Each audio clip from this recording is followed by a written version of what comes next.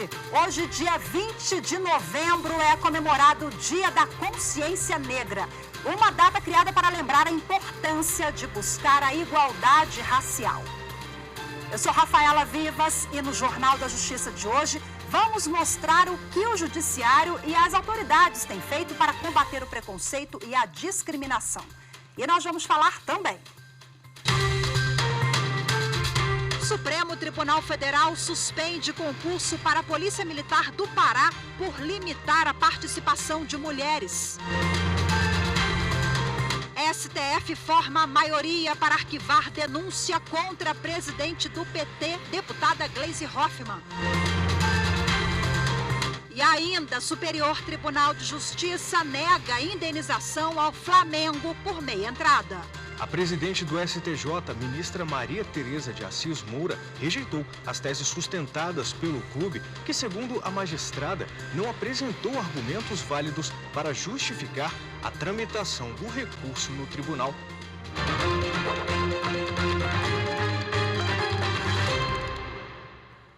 O Supremo Tribunal Federal suspendeu mais um concurso para a Polícia Militar por limitar a participação de mulheres. O exame suspenso desta vez é o da PM do Pará. A liminar que suspende o concurso da Polícia Militar do Pará foi concedida pelo ministro Dias Toffoli, atendendo a um pedido da Procuradoria-Geral da República. A PGR questiona uma lei do Estado do Pará que autoriza a aplicação de uma porcentagem de vagas para os sexos feminino e masculino nos concursos da PM. De acordo com a decisão do ministro Dias Toffoli, não há qualquer justificativa para discriminação, especialmente se ela for levada em consideração a histórica exclusão da mulher no mercado regular de trabalho.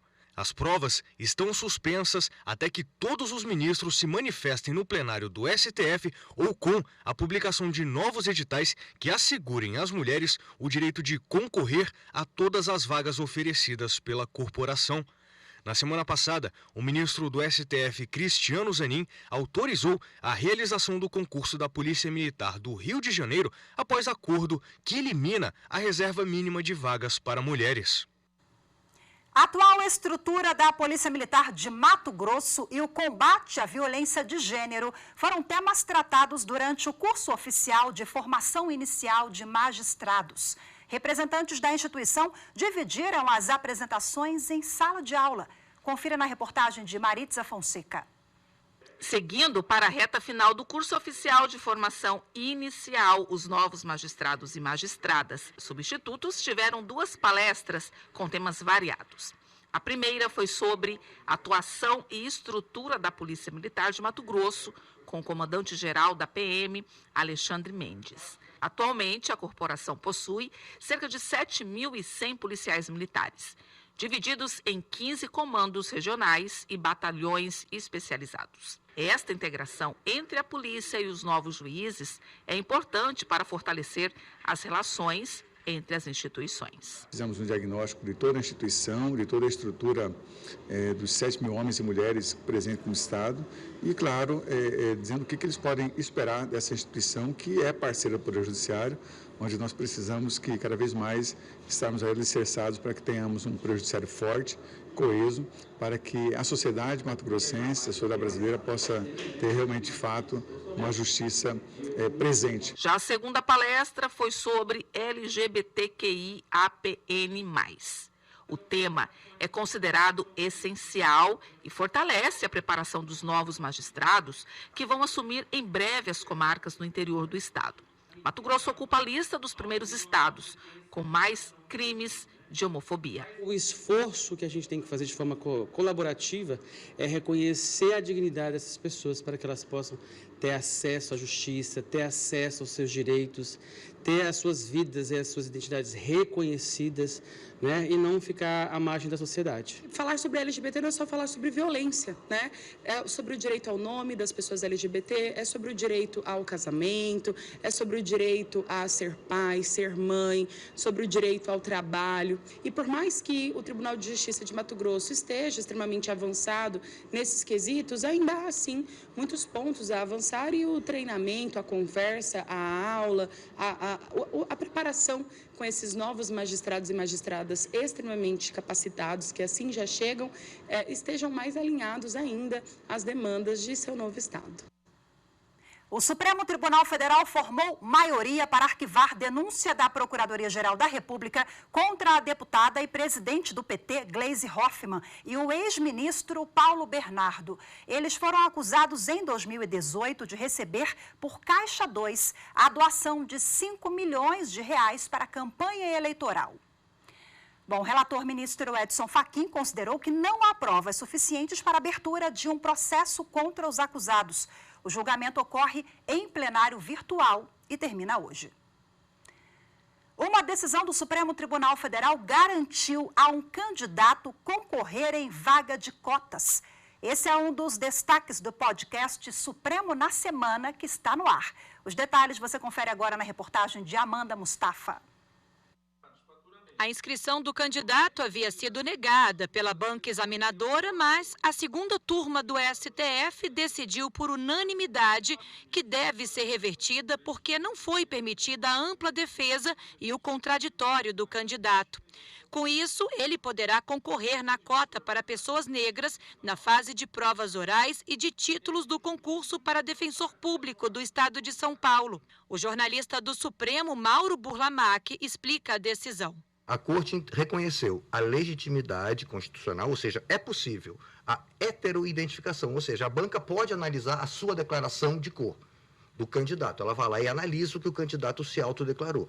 Acontece que é garantida a ampla defesa e o contraditório para quem tenha sido afetado por essa decisão. E como você citou no começo, nesse caso aqui, o próprio edital já dizia... Já nega de cara, de pronto, né? Que não tinha direito a contraditório, ou seja, eu indeferi a sua e acabou, você não tem direito a recorrer. Outro destaque do podcast é a decisão que manteve a metodologia inicial do cálculo da remuneração mínima por nível e regime dos empregados da Petrobras, seguindo acordo coletivo entre a empresa e os sindicatos de trabalhadores. O programa também aborda o início do julgamento de um pedido de esclarecimento sobre parecer do Supremo, que definiu que as decisões definitivas sobre tributos recolhidos continuadamente perdem a eficácia, caso a Corte se pronuncie em sentido contrário. O podcast Supremo na Semana está disponível no YouTube do STF. A seguir, Dia da Consciência Negra. Nós vamos falar do combate ao racismo. Daqui a pouquinho, fique com a gente, voltamos já.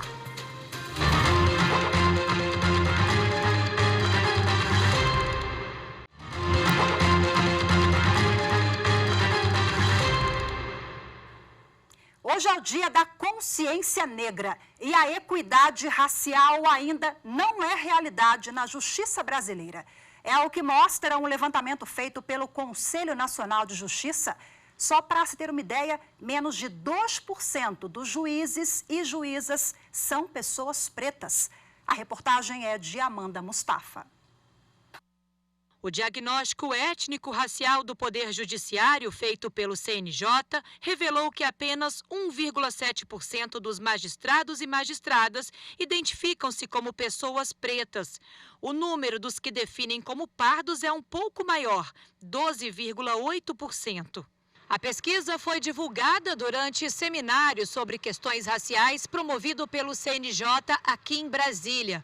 Os dados revelam que do total de juízes que estão na ativa, apenas 0,5% foram aprovados por meio das cotas. Desde 2015, uma resolução do Conselho Nacional de Justiça determina que 20% das vagas oferecidas nos concursos públicos sejam reservadas a pessoas negras. O diagnóstico do CNJ apresenta ainda os tribunais que conseguiram atingir maiores e menores níveis de paridade entre pessoas negras e brancas. Traz ainda as análises sobre o tempo necessário de ações afirmativas e regime de cotas para atingir a equidade racial. Em 36 dos 92 órgãos do Judiciário, não há um registro de magistrados pretos. Bom, e agora, para a gente repercutir mais esse assunto, eu recebo aqui no estúdio do Jornal da Justiça a advogada Indira Quaresma. Seja muito bem-vinda, boa tarde. Obrigada, Rafaela, um prazer estar aqui com você. Bom, nessa data tão importante, né, uma data de reflexão também, eu queria que a senhora falasse sobre a importância dessas medidas do CNJ. Já temos uma política, uma resolução implantada há quase 10 anos, mas que aos poucos a gente está conseguindo mudar essa realidade, ou pelo menos traçar um caminho para... Sim, qualquer iniciativa ela é bem-vinda num cenário em que você não tem negros em posição de poder, principalmente quando a gente olha especificamente para o Poder Judiciário. Então, assim, a medida do CNJ de implementar um sistema de cotas aqui dentro também é muito boa, mas a gente tem que ver também que nós temos um problema na formação.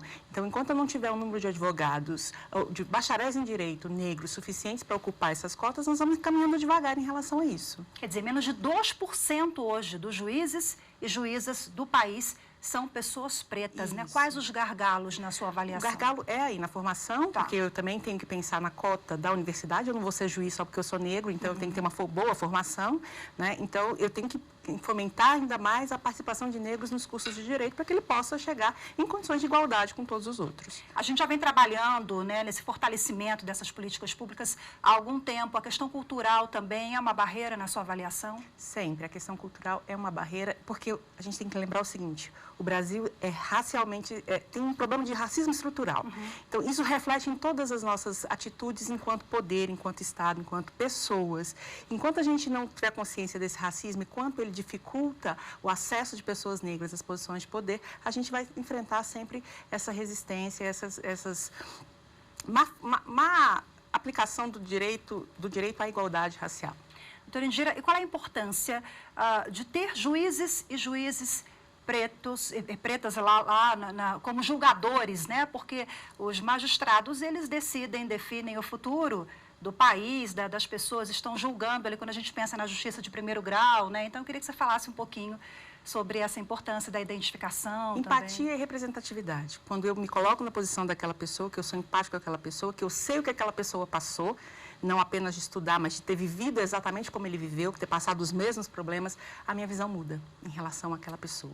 Então, nós temos hoje, vocês sabem que nós enfrentamos uma massificação de negros nos presídios, e isso tem alguma razão. Nós temos um baixo número de juízes negros, então, assim, tem olhares diferentes? Tem, claro que tem.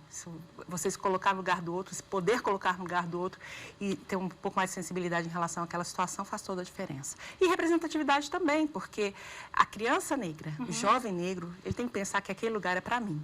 Então, ele se preparar para isso, para poder chegar naquele lugar sem ter os males que o racismo ocasiona na pessoa. E o racismo brasileiro, ele ataca a autoestima. Então, assim, a pessoa, quando ela não se vê capaz de chegar naquele lugar, ela não vai atrás. E ele é velado? Muito, muito. O racismo brasileiro, ele é muito velado e ele chega a ser hipócrita. A verdade é isso, o racismo brasileiro é hipócrita. Assim, as pessoas não se admitem. Não se admitem. Saiu uma pesquisa recente agora, acho que em julho, dizendo que 60% da população brasileira considera que há racismo no Brasil. Mas essas mesmas 60% das pessoas dizem que não são racistas. Ou seja, como dizia o professor Kabengele Mundanga da USP, é um crime perfeito, porque você tem racismo, mas você não tem um racista. E aí, como é que você combate um negócio desse, né? A senhora já vem há alguns anos trabalhando, né, nessa pauta de combate ao racismo, inclusão de pessoas pretas no Poder Judiciário, já esteve presidindo a comissão da OAB, né, sobre igualdade racial. O Brasil de 2023, 2024 quase, chegamos até aqui com esses gargalos. Quais são os desafios, os obstáculos e o que fazer para a gente tentar mudar esse cenário? Os desafios do racismo, primeiro é a conscientização de que ele existe. A partir do momento que a gente entende que o racismo existe e que ele constitui realmente um teto de vidro para a ascensão social dos negros, a gente não pode fazer nada se não reconhecer esse racismo. A partir de então, a gente tem que pensar em políticas públicas que realmente garantam o acesso e a ascensão social do negro na nossa sociedade. Porque a gente hoje tem 56% 62% dos brasileiros se autodeclaram negros, 75% entre os 10% mais pobres são negros. Então, eu tenho uma população negra muito pobre, mas eu tenho uma população negra também muito grande, que precisa ter acesso a todos os bens. Eu costumo brincar que ele tem que ter acesso aos bens, os bens supérfluos e os bens necessários, direitos supérfluos e direitos necessários. Se é que você pode trabalhar no conceito de direito supérfluo. Mas, assim, sem essa motivação, sem esse empenho da política pública de mudar a situação, nós vamos mudar muito pouco. Não faltam leis, falta efetividade. Falta efetividade, porque a lei é muito bonita no papel, mas se ela não for materializada, pouco se vai avançar nesse sentido, né? Hoje, por exemplo, a gente tem problemas seríssimos que não dizem respeito mais a cotas, porque esse problema de cotas já até foi superado, a lei do racismo e tal, mas a gente tem um problema ainda de violência estatal, que eles chamam hoje de necropolítica, da pacificação dos negros nas cadeias, do genocídio negro. São problemas que precisam ser enfrentados e não basta só uma lei. Há de haver políticas públicas nisso, há de haver uma conscientização da população, porque o problema do racismo não é um problema do negro. O problema do racismo é um problema de toda a sociedade. Então, a gente tem que ser, como diria Angela Davis, a gente tem que ser antirracista, não só ser contra o racismo, não só ser não racista, mas ser contra o racismo. Perfeito, perfeita reflexão para a gente encerrar essa entrevista. Muito obrigada, doutora Indira Quaresma, pela participação. Boa tarde, até logo. No próximo bloco, o Superior Tribunal de Justiça nega a indenização ao Flamengo por meia entrada nos jogos. A gente volta em instantes.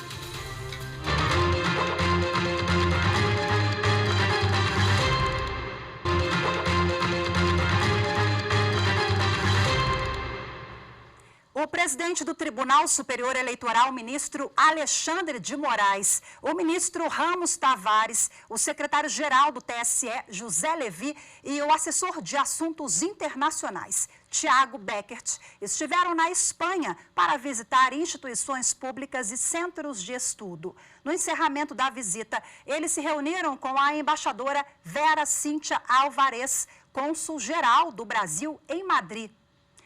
Alexandre de Moraes falou sobre organização e execução de eleições brasileiras na Espanha. Somente em Madrid, quase 20 mil pessoas puderam votar no ano passado. A agenda da comitiva do TSE começou com audiência no Tribunal Constitucional no início da semana passada. O grupo também acompanhou debates no Congresso dos Deputados para a investidura do presidente do governo espanhol e se reuniu com o presidente do Tribunal Constitucional, Cândido Conde Pumpido. Depois, ainda conheceram o Centro de Estudos Políticos e Constitucionais. O Superior Tribunal de Justiça negou um recurso em que o Clube de Regatas do Flamengo pedia uma indenização à União por supostas perdas de receitas. O clube carioca alega que as meias entradas concedidas em estádios de futebol geraram impactos negativos para o balanço financeiro e contábil.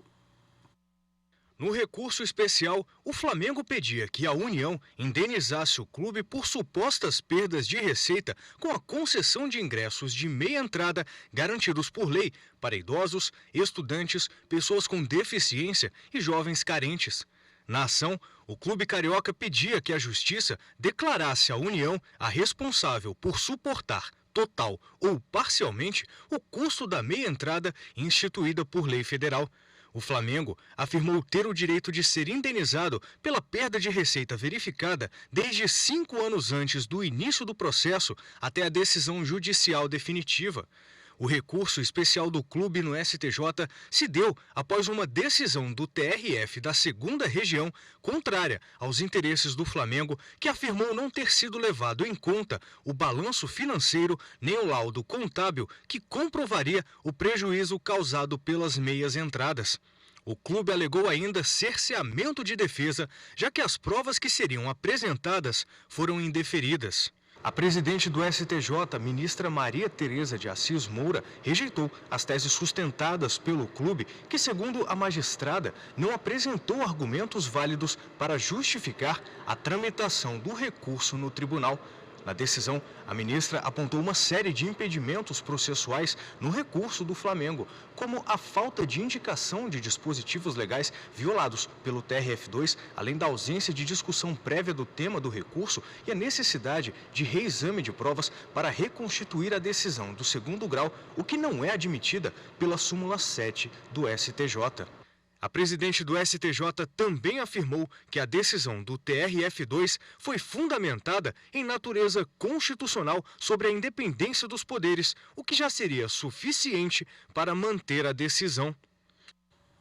Superior Tribunal de Justiça nega liminar que buscava remessa ao juízo falimentar dos bens de empresa do faraó dos bitcoins. A ministra do STJ, Nancy Andrighi, indeferiu o pedido de liminar para que fossem sustados imediatamente todos os atos de administração e disposição dos bens da massa falida da empresa Gás Consultoria e Tecnologia, que pertence ao garçom e ex-pastor Glaidson Acácio dos Santos, o faraó dos bitcoins. Glaidson Acácio dos Santos é acusado de liderar organização criminosa responsável por um milionário esquema de pirâmide financeira iniciado em Cabo Frio, no Rio de Janeiro, e teria movimentado pelo menos 38 bilhões de reais no esquema ilegal de investimentos em criptomoedas. Os bens foram apreendidos pelo Juízo Federal Criminal para serem remetidos ao juízo falimentar. Ao STJ, a massa falida alegou haver conflito de competência entre o juízo civil, onde tramita o processo de falência da empresa, e o juízo criminal, que decretou a busca e apreensão dos bens dos investigados na Operação Criptos, da Polícia Federal. Segundo a ministra Nancy Andrighi, a apreensão decorrente do processo penal em tramitação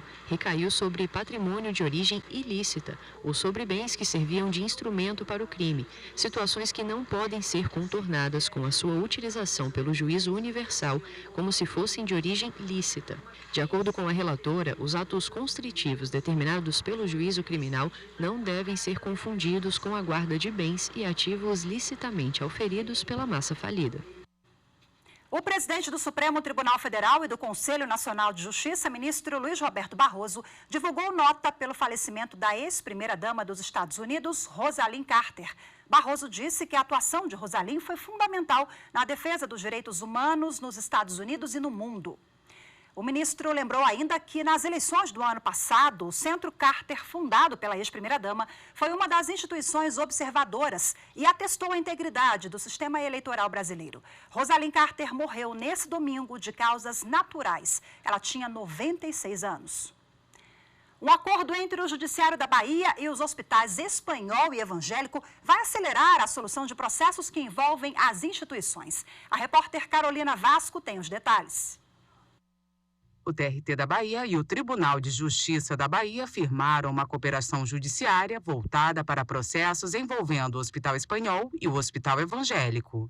No TRT da Bahia, o Hospital Evangélico tem 398 processos ajuizados e o Hospital Espanhol, 365. Os juízes detalham como funcionará a cooperação. Porque a gente consegue resolver várias questões, vários problemas que no dia a dia acabam atrasando a entrega da prestação judicional. Então, a gente tem, por exemplo, duas justiças separadas que estão atuando diante de um mesmo devedor que está numa situação financeira difícil. Então, a gente acaba fazendo repetidos atos em esferas diferentes, por conta da dificuldade de comunicação, por conta das competências serem distintas. E quando a gente faz uma cooperação, a gente vai exatamente superar esses obstáculos para que a gente tenha uma eficiência melhor, um gasto público mais concentrado e menor gasto público, e tenha um resultado bem melhor também para a sociedade, que é o que mais importa. A obrigação trabalhista, ela é a parte sensível de todo o processo de falência e recuperação. E o TRT tem uma estrutura já antiga, não é? Que faz esse processamento de pagamento. Então, a gente vai unir forças para passar para eles a relação e eles vão fazer os pagamentos daqueles trabalhadores que estariam desacobertados de sindicato e de advogado. E daqueles processos que eles que estão tramitando lá. Então, é um avanço grande. Quem ganha são os trabalhadores. A gente sabe que em relação a este termo de cooperação, que é inédito, com certeza vai fazer com que vários processos que estão independentes de efetivação possam realmente levar ao jurisdicionado uma resposta concreta daquilo que foi objeto de decisão judicial. porque não adianta ganhar, entre aspas, e não levar. Então é o primeiro, eu espero que seja o primeiro de vários outros. E é muito importante para a efetivação das decisões, para que se estabeleça, muitas vezes, atos informais, porque o direito é muito fechado, é muito hermético, então precisa desses atos de cooperação previstos no CPC. O acordo aconteceu por meio da atuação dos núcleos de cooperação judiciária dos tribunais. Os advogados nos procuraram os juízes responsáveis, os juízes do núcleo também, os coordenadores, tanto daqui, doutora Rita, e a juíza coordenadora do TRT, e daí foram feitas as tratativas todas e deu certo. Para os administradores judiciais dos hospitais, este é um momento relevante para as instituições. Nós estamos muito felizes porque vai haver mais transparência, governança, compliance, visando atender os interesses de todos os atores que participam dos processos de recuperação judicial, falência e insolvência civil. Esse é um marco relevantíssimo no processo de insolvência, especialmente do Hospital Espanhol, que se arrasta já há 6 anos. Infelizmente, com mais de 2.000 credores, especialmente trabalhistas, aguardando o pagamento dos seus créditos. Então, é uma satisfação para a sociedade que vai viabilizar uma melhor gestão do processo, uma gestão mais eficiente, de modo que o juiz universal, aqui através do Tribunal de Justiça da Bahia, possa arrecadar os valores necessários e destinar ao pagamento, no que tange aos créditos trabalhistas, com uma eficiência muito maior. Hoje ficamos por aqui. Muito obrigada pela companhia. Ótima tarde. Excelente semana para todos nós. Até amanhã. Tchau, tchau.